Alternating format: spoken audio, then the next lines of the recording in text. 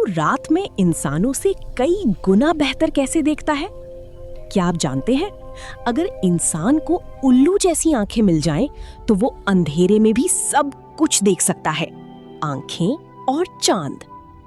उल्लू रात में ऐसे शिकार करता है जैसे दिन की रोशनी हो।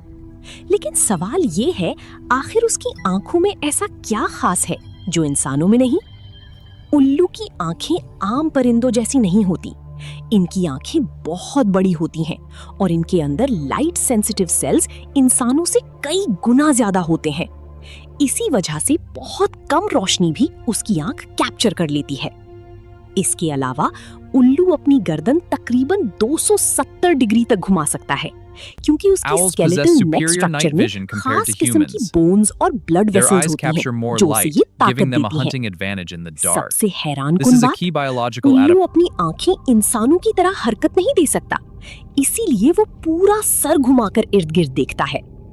और सोचें, अगर इंसानों को भी उल्लू जैसी रात में देखने वाली आंखें मिल जाएं, तो शायद दुनिया में कभी अंधेरा महसूस ही ना हो।